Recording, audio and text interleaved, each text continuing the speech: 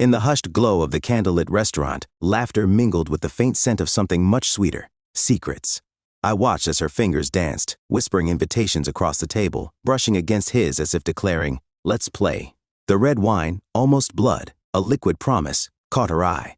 A signal of temptation only she could understand.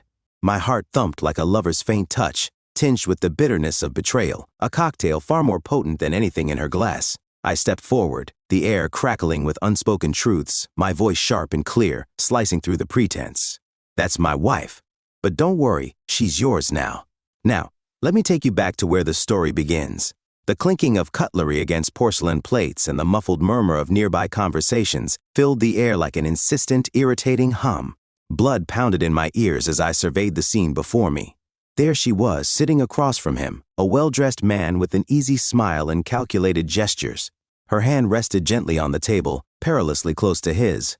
The red wine glowed in the glass like a late warning sign.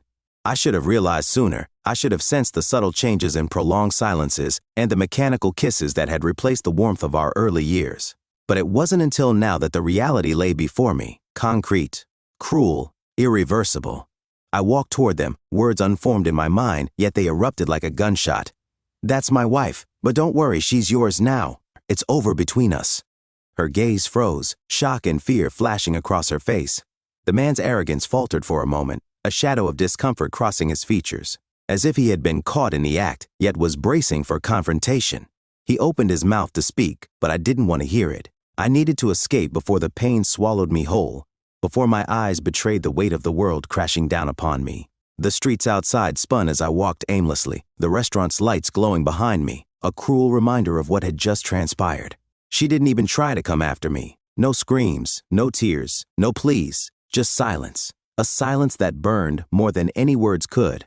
I loved her. God, how I loved her.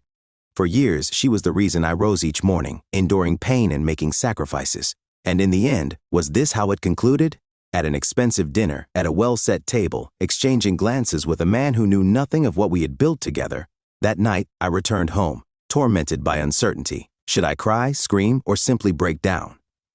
The scent of her perfume lingered on the pillow. I looked around. Everything seemed out of place despite being exactly as I had left it. Picture frames that held frozen smiles now mere snapshots of a lie. I took off the ring and threw it onto the table. Its metallic sound echoed through the empty room. I knew that would be the last night that house belonged to me. Tomorrow, I would begin the process of getting rid of her, just like I discarded the ring. But for now, the pain demanded to be felt, and I experienced it every second. The next morning, I made the calls, lawyer, canceled shared credit cards, closed joint accounts. I deleted her messages from my cell phone and removed the photos, but none of these actions provided the relief I expected.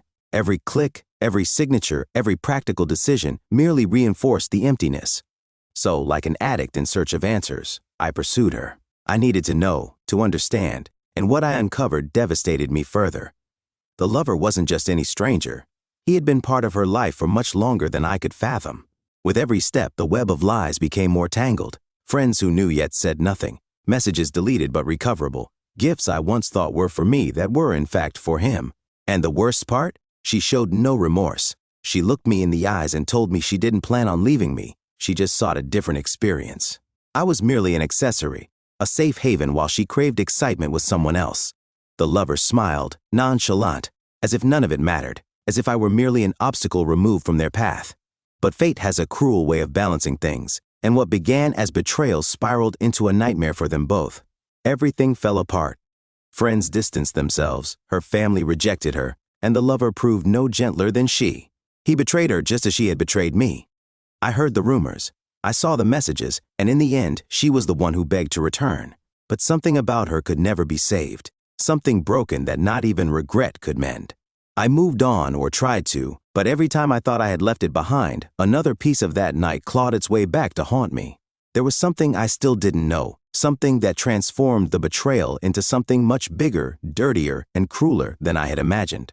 Something that, when revealed, shifted my perspective, not just of her, but of everything we had shared. I thought I had already discovered the worst, but the worst was yet to come. Remembering the moments I felt betrayed, not just by her body but by her shattered trust and the lies that had carefully constructed over the months. Daniel struggled to reconcile Emily's insistence that she was in therapy and willing to face her mistakes. He couldn't decide if this was a sign of genuine regret or merely a desperate effort to salvage what was already broken. Hours spent driving aimlessly after work left him wrestling with confusion. As he watched couples walking hand in hand, innocence shining on faces oblivious to the pain of mistrust, a knot tightened in his stomach. He thought about how much he had invested in the idea of a perfect marriage, how deeply he believed their love was strong enough to weather any storm. Now, all he could see was the wreckage of a life he wasn't sure he could rebuild. He recalled the advice from friends, the messages urging him to move on and give himself a new chance. Yet those words felt hollow.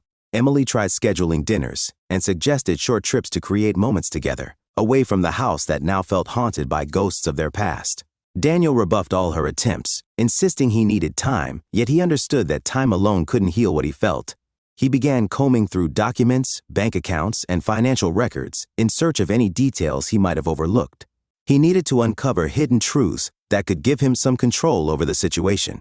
Strange transactions and transfers to unknown accounts triggered questions that spiraled him into doubt once more. He confronted Emily, who cried, claiming she had used the money to pay Victor. Daniel couldn't trust her words. Each answer felt like a half-truth, as if she were still shielding something. Days turned into an agonizing stretch of tension between them, and when Emily suggested they sell the house and start afresh, he firmly refused. He wasn't ready to abandon everything they had built, despite every corner of that house reminding him of what he had lost. Emily begged him to give their relationship a genuine chance, but Daniel left again, driving to a nearby park where he used to run, seeking clarity. Sitting on a bench and staring at the lake, he couldn't escape the contrasting superficial peace and the tumult beneath the surface. When he returned home that night, he found Emily sitting on the porch, hugging her knees. Her red, swollen eyes spoke volumes, yet she said nothing. Daniel walked past her in silence, but her voice broke through, asking him to stop. She confessed she couldn't endure the constant doubt any longer and needed to know if he still loved her, if there remained any part of him capable of forgiveness. Daniel hesitated, trapped in that moment of uncertainty, before finally admitting that he didn't know. Emily cried but didn't press him further. She said she understood and would respect his feelings, even if it meant leaving him. That night, Daniel lay awake to the sound of rain hitting the window, pondering her vulnerability and the undeniable feelings he still harbored for her. Yet he also recognized that love alone couldn't erase their past. He recalled the instances he felt small, betrayed, and powerless, and the anger flared within him. Now intertwined with a newfound determination, he resolved not to let Victor continue controlling their lives even from afar. The next morning he called Emily to talk, expressing his willingness to try but asserting that things needed to change. He confessed he couldn't promise forgiveness, but he was ready to rebuild trust as long as she was truthful about everything. Emily agreed, pledging to do whatever it took. They began attending therapy together, yet the sessions proved challenging. Daniel battled the urge to give up, feeling like they were merely prolonging the inevitable. Each small mistake made him question his decision, while Emily worked diligently to demonstrate her commitment to change. One night, as Emily slept, Daniel sat in the living room, reviewing old photos. Genuine smiles captured moments of happiness that now felt distant. He wondered if he could ever feel that joy again, or if he was merely clinging to an illusion. He picked up his cell phone and began searching for rental houses, contemplating the possibility that maybe a fresh start was the only solution. But before making any decisions, he knew he had to face one more difficult conversation with Emily. He went upstairs and stood in the doorway of their bedroom, watching her sleep, engulfed in a swirl of sadness and hope, burdened by the weight of what lay ahead. He understood that their fight was far from over, and the eventual outcome was still uncertain. Daniel woke before dawn to the sound of rain tapping against the windows. The house felt silent, heavy with the gravity of his intentions for the day. He stood slowly, conscious that any abrupt movement might disrupt the fragile balance between them. He walked to the kitchen to prepare coffee, staring at the cup as if seeking answers in the rising steam. The bitterness he felt wasn't from the coffee, it stemmed from within. He was exhausted, not from lack of sleep, but from months of distrust, betrayal, and secrets. Today would mark the end of everything, one way or another. Emily soon came downstairs, her red eyes revealing her own sleepless night. She looked at Daniel as if trying to decipher his thoughts, but he avoided her gaze. He offered her coffee, which she accepted, sitting at the table with trembling hands. The silence between them stretched uncomfortably, but Daniel knew he needed to hold on to it just a bit longer. Emily broke the quiet, acknowledging she understood if he couldn't move forward. Love aside, she couldn't bear the uncertainty, the painful waiting for a change that might never come. Taking a deep breath, Daniel placed his cup on the table before responding. He explained that he couldn't continue like this. He needed a concrete decision that would free them from this endless cycle of pain and regret. As Emily began to cry, he remained resolute, voicing that he had hired a lawyer to initiate the separation process, but wouldn't do so immediately. He needed the truth, no omissions, no lies. Emily nodded, wiping away tears with the back of her hand, and began to recount everything in detail. She admitted that Victor had threatened to expose the embezzlement and possessed compromising messages and photos that could ruin her reputation, leading to potential criminal charges. In a moment of desperation, she had considered fleeing but always returned because of Daniel, because of the love she still felt for him. Daniel listened in silence, each revelation feeling like a dagger to his heart.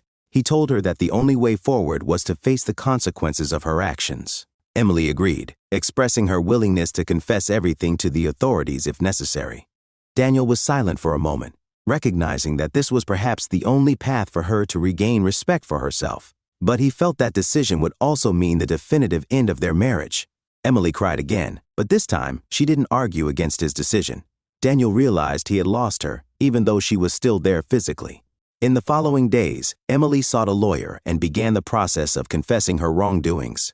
Although she managed to negotiate a reduced sentence, her reputation was irreparably damaged. Friends distanced themselves, clients disappeared, and her studio had to close. She moved to a small apartment and began rebuilding her life from scratch, but the emptiness left by Daniel lingered each day. She attempted to keep in touch, but he never responded. Daniel sold the house and relocated to a smaller apartment, spending months trying to reconnect with himself and figure out his future. Trusting anyone again proved difficult, yet over time, he started attending social events and opening up to new experiences. He met someone kind and attentive, a woman who respected his space. It was a slow process, but for the first time in a long while, Daniel felt he could breathe without the past weighing him down. Victor, on the other hand, faced a different fate. Daniel turned over the evidence he had gathered to the authorities, exposing Victor's fraudulent activities. Desperate to evade capture, Victor was eventually caught and convicted, his downfall swift and total. News of his conviction spread quickly, and Daniel found a peculiar sense of relief, knowing this man would finally face the repercussions of his actions. From a distance, Emily followed Daniel's new relationship, finding comfort in the fact that he seemed happy. However, at night, she often found herself looking at old photos, reminiscing about the good times they once shared. Deep down, she knew she had destroyed something precious, and no amount of regret would ever be enough to mend it. Daniel, too, understood that the story would always be a part of him. He learned to accept the scars as part of his growth, promising himself he would never ignore the warning signs again. He recognized that love must be built on truth and trust, and without these, no foundation could sustain a relationship.